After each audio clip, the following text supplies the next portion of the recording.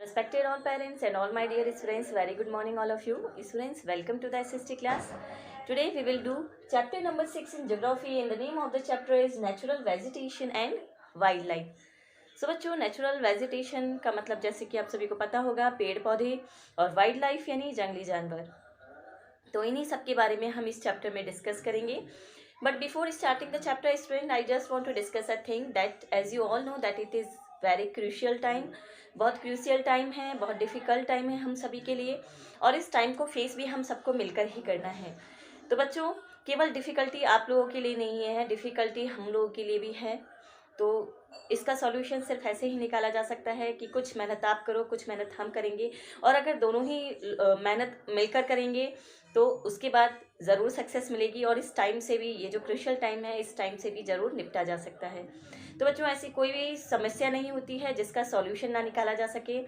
Solution जो है वो हमारे अंदर ही है। अगर हम कोशिश करेंगे तो हम हर समस्या को बिल्कुल सॉल्व कर सकते हैं। तो इसीलिए मेहनत करनी है, मेहनत हमें मिलजुल कर करनी है। जो भी आपको प्रॉब्लम होती है वो आप अपने टीचर से डिस्कस करें। उनसे अगर आप डिस्कस नहीं करेंगे तो आपकी जो प्रॉब्लम है वो प्रॉब्लम ही बन के रह जाएगी, उसका सॉल्यूशन नहीं हो पाएगा। तो इसीलिए बच्चों, मुझे उम्मीद है कि टीचर्स के साथ साथ आप लोग भी मिलकर मेहनत करेंगे, काफ़ी मेहनत करेंगे, कोई कमी नहीं रखेंगे और अपनी लाइफ में ज़रूर सक्सेस पाएंगे। So all the students, now let's come to the topic. देखिए बच्चों, नेचुरल जो वेजिटेशन है, नेचुरल वेजिटेशन का मतलब होता है पेड़ पौधे। तो नेचुरल वेजिटेशन को अगर हम एक डेफिनेशन के रूप में समझें तो देखिए, it refers to a plant community which has grown naturally without human effort. तो देखिए, नेचुरल वेजिटेशन क्या होता है? ये एक ऐसी प्लांट की कम्युनिटी है जो कि नेचुरली ग्रो होती है और इसमें ह्यूमन एफर्ट नहीं होता है, ह्यूमन बींग्स का कोई एफर्ट नहीं होता है। टेम्परेचर के कारण, मॉइस्चर के कारण जो नेचुरल वेजिटेशन है वो नेचुरली ग्रो होते हैं। इसमें दो ही फैक्टर्स इंपॉर्टेंट होते हैं और वो फैक्टर्स हैं, एक तो है टेम्परेचर और एक है मॉइस्चर। सेकेंड है वाइल्ड लाइफ। तो देखिए, birds, plants, animals ETC that are wild. तो वाइल्ड लाइफ में कौन कौन होते हैं? वाइल्ड लाइफ में बर्ड्स हैं, प्लांट्स हैं, एनिमल्स हैं। तो वो सभी बर्ड्स, वो सभी प्लांट्स, वो सभी एनिमल्स जो कि वाइल्ड होते हैं and live in a natural environment, और वो नेचुरल एनवायरनमेंट में रहते हैं। नेचुरल एनवायरनमेंट में यानी वो किसी एक पर्टिकुलर जगह बंद कर नहीं रहते, वो जंगलों में रहते हैं। तो स्टूडेंट्स, इसी तरह से नेचुरल वेजिटेशन के बारे में इस चैप्टर में बताया गया है, वाइल्ड लाइफ के बारे में बताया गया है। नेचुरल वेजिटेशन और वाइल्ड लाइफ जो है अलग अलग जगह पर अलग अलग होती है। जैसे कि इस चैप्टर के स्टार्टिंग में ही हमने पढ़ा था कि सलीमा नाम की एक जो बच्ची है, तो वो एक टूर पर जा रही है, हिमाचल टूर पर जा रही है। और जैसे जैसे उसकी बस आगे बढ़ती जाती है, जैसे जैसे वो रोहतांग की ओर बढ़ती जाती है या जैसे जैसे वो पहाड़ी एरिया की ओर जाती जाती है, तो वो एक चीज़ नोटिस करती है। वो नोटिस करती है कि अलग अलग जगह पर जो पेड़ पौधे हैं, तो उनकी जो पत्तियां हैं, उनकी जो शेप है, पेड़ों की शेप अलग अलग है। कहीं पर श्रब्स हैं, कहीं पर ग्रासलैंड्स हैं, कहीं पर बड़े बड़े पेड़ हैं। तो कहने का मतलब है कि जो नेचुरल वेजिटेशन है वो अलग अलग जगह के टेम्परेचर के अकॉर्डिंग, अलग अलग जगह की मॉइस्चर के अकॉर्डिंग अलग अलग होती है, तो उनकी शेप भी अलग अलग होगी। तो वही चीज़ जो सलीमा नाम की बच्ची है वो अपने हिमाचल टूर के दौरान नोटिस करती है और इसी चीज़ को वो अपने अंकल श्रीनिवास से शेयर भी करती है। तब उसके अंकल उसे बताते हैं कि अलग अलग जगह पर हम जब जाएंगे तो वहाँ के टेम्परेचर के अकॉर्डिंग वहाँ का जो वेजिटेशन है, नेचुरल वेजिटेशन है, वो भी अलग अलग होगा। उसी तरह से वाइल्ड लाइफ है, अलग अलग जगह में हमें अलग अलग बर्ड्स, अलग अलग प्लांट्स, अलग अलग एनिमल्स देखने को मिलते हैं।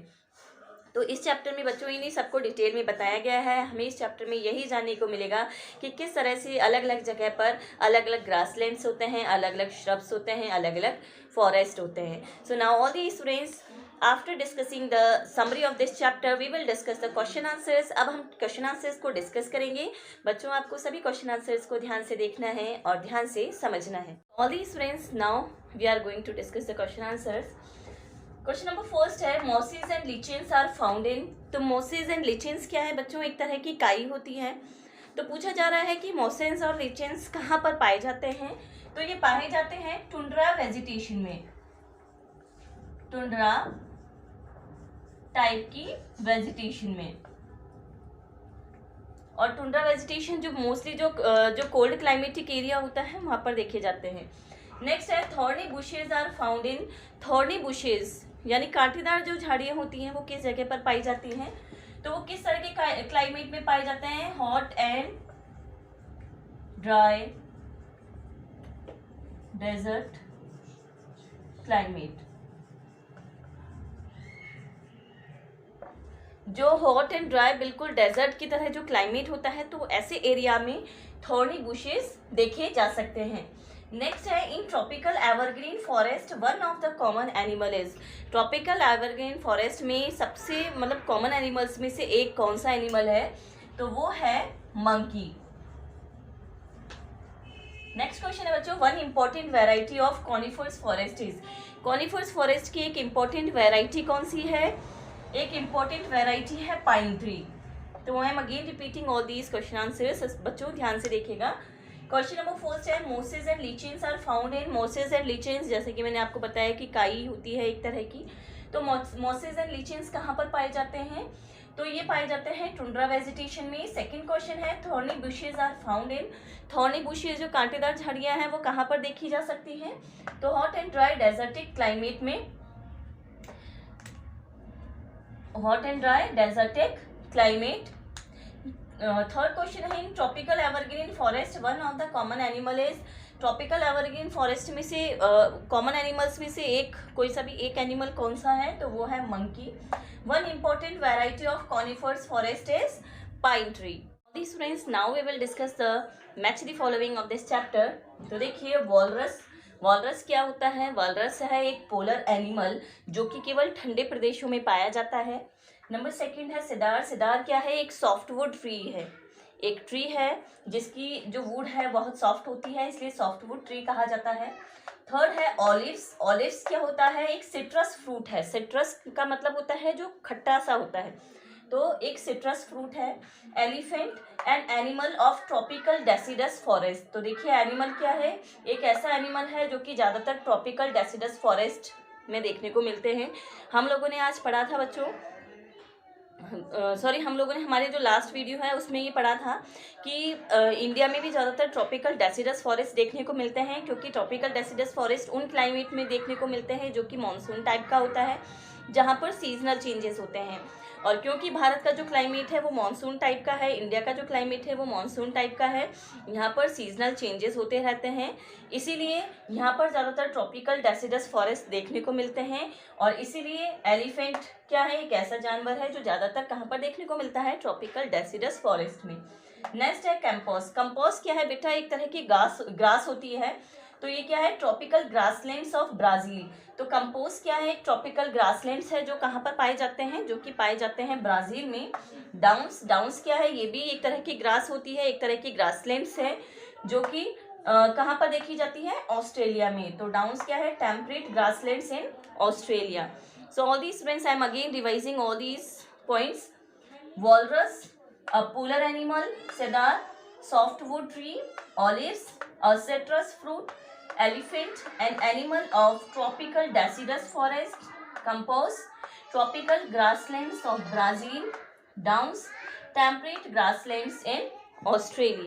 So all these friends, now our next question is give reasons. बच्चों, हमें कुछ स्टेटमेंट दिए गए हैं और हमें उनके रीजंस बताने हैं। तो फर्स्ट है, the animals in polar regions have thick fur and thick skin. तो देखिए, पोलर रीजन्स में जो एनिमल पाए जाते हैं उनके थिक फर होते हैं, थिक स्किन होती है। तो ऐसा क्या रीज़न है कि पोलर रीजन्स में पाए जाने वाले जानवरों के थिक फर और थिक स्किन होती है? तो देखिए, the animals in polar regions have thick fur and thick skin to protect themselves from the cold climatic themselves. तो बच्चों देखिए, जैसा कि हमने हमारी लास्ट वीडियो में पढ़ा था कि किसी एक पर्टिकुलर क्लाइमेट में जो भी नेचुरल वेजिटेशन पाई जाएंगे या जो भी वाइल्ड लाइफ पाई जाएंगी, उन सब में जो भी जो शेप होगी या उन सब की जो भी क्वालिटी होगी, तो वो डिपेंड करती है वहाँ के क्लाइमेट पर। जैसा कि हम देखते हैं कि डेजर्ट में ज़्यादातर मशरूम टाइप्स के रॉक्स देखने को मिलते हैं, या हम देखेंगे वहाँ पर डेजर्ट में कांटेदार टाइप के जो मतलब ऐसे पेड़ ऐसे पौधे देखने को मिलेंगे जिनके लिए पानी की बहुत कम ज़रूरत होती है, क्योंकि डेजर्ट में पानी का ज़्यादा रिसोर्स नहीं होता है। तो इसीलिए अब वहाँ पर डेजर्ट में ज़्यादातर हमें इस तरह के प्लांट्स देखने को मिलते हैं जिन्हें की पानी की बहुत कम ज़रूरत होती है और जो ज़मीन के अंदर से ही पानी को अब्जॉर्ब करेंगे। तो हर क्लाइमेट की अपनी मतलब हर क्लाइमेट में पाए जाने वाले जो नेचुरल वेजिटेशन है, जो वाइल्ड लाइफ है, वो अपने आप को उसी एरिया के अकॉर्डिंग ढाल लेते हैं और वहाँ के क्लाइमेट के अकॉर्डिंग ही उन वाइल्ड लाइफ में और उन नेचुरल वेजिटेशन में कुछ ना कुछ खासियत पाई जाती है, जो कि उन्हें दूसरे क्लाइमेट के वाइल्ड लाइफ से या दूसरे क्लाइमेट के नेचुरल वेजिटेशन से अलग करती है। तो देखिए, पोलर रीजन में पाए जाने वाले जो जानवर हैं, वो ज़्यादातर उनमें थिक फर और थिक स्किन देखने को मिलती है। तो ऐसा इसीलिए होता है ताकि उनका जो शरीर है वो उन्हें कोल्ड क्लाइमेटिक कंडीशन से प्रोटेक्ट कर सके। ठीक है, क्योंकि कोल्ड क्लाइमेट है, जैसे पोलर बियर वगैरह हम लोग पढ़ते हैं। पोलर बियर को आप लोगों ने कई पिक्चर्स में भी देखा होगा। तो पोलर बियर के शरीर पर काफ़ी थिक स्किन होती है और काफ़ी ज़्यादा बाल होते हैं, थिक स्किन और थिक फर होते हैं। तो ऐसा इसीलिए होता है ताकि वो अपने आप को जो कोल्ड क्लाइमेटिक कंडीशन है, वहाँ की जो ठंड है, उससे प्रोटेक्ट कर सके। ठीक है, तो क्वेश्चन पूछा जा रहा है, the animals in polar regions have thick fur and thick skin. तो आंसर है, the animals in polar regions have thick fur and thick skin to protect themselves from the cold climatic conditions. Cold climatic conditions होगा बच्चों, इसमें मैंने गलती से themselves लिख दिया। Cold climatic conditions. ठीक है बच्चों, नेक्स्ट क्वेश्चन है, tropical deciduous tree shed their leaves in the dry season. देखिए, ट्रॉपिकल डेसिडस जो ट्रीज होती हैं, ट्रॉपिकल डेसिडस ट्रीज ज़्यादातर ड्राई सीजन में अपनी जो पत्तियां हैं उसे शेड कर देती हैं, वो झड़ जाती हैं। तो ऐसा क्या रीज़न है कि ट्रॉपिकल डेसिडस जो ट्रीज होती हैं, उनकी पत्तियां ड्राई सीजन में शेड हो जाती हैं, झड़ जाती हैं? Because such areas experience seasonal changes. क्योंकि ट्रॉपिकल डेसिडस फॉरेस्ट उन एरिया में पाए जाते हैं जहाँ पर सीजनल चेंजेस होते हैं, और सीजनल चेंजेस के कारण एक पर्टिकुलर सीजन होता है जब इनकी जो पत्तियां हैं वो हरी भरी होती हैं, और एक पर्टिकुलर सीजन ऐसा होता है जब इनकी जो पत्तियां हैं वो झड़ जाती हैं। तो ऐसे एरियाज जहाँ पर सीजनल चेंजेस देखने को मिलते हैं, उन एरियाज में जो ट्रॉपिकल डेसिडस ट्रीज हैं वो अपनी पत्तियां ड्राई सीजन में ज़्यादातर वो झाड़ देती हैं। The type and thickness, next question है, the type and thickness of vegetation changes from place to place. तो देखिए, वेजिटेशन यानी पेड़ पौधे, तो पेड़ पौधे की जो टाइप्स हैं, जो थिकनेस है, वो अलग अलग जगह पर अलग अलग होती है। तो ऐसा क्यों होता है? अभी अभी हमने पढ़ा था, वो उनके क्लाइमेट के अकॉर्डिंग होता है, क्लाइमेट पर डिपेंड करती है। तो because of the change in climatic conditions, landform, temperature and moisture. तो अलग अलग जगह की वेजिटेशन की टाइप्स अलग अलग होती हैं और उनकी शेप अलग अलग होती है, थिकनेस अलग अलग होती है। किसी की पत्तियां ज़्यादा बड़ी होती हैं, किसी की पत्तियां एकदम छोटी छोटी होती हैं। कोई पेड़ बहुत घने होते हैं, बहुत बड़े होते हैं।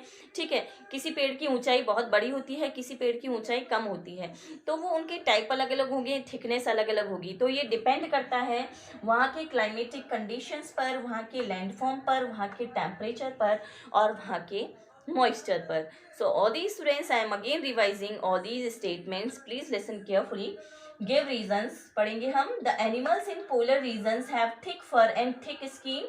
तो आंसर है to protect themselves from the cold climatic conditions. Number second है tropical deciduous trees shed their leaves in the dry season. Answer है because such areas experience seasonal changes. Number third है the type and thickness of vegetation changes from place to place. Answer है because of the change in climatic condition, landform, temperature and moisture. So all the students, here we have done the question answers of this chapter. हमने इस chapter के question answers को discuss कर लिया है, सभी answers को हमने बहुत अच्छे से समझ लिया है।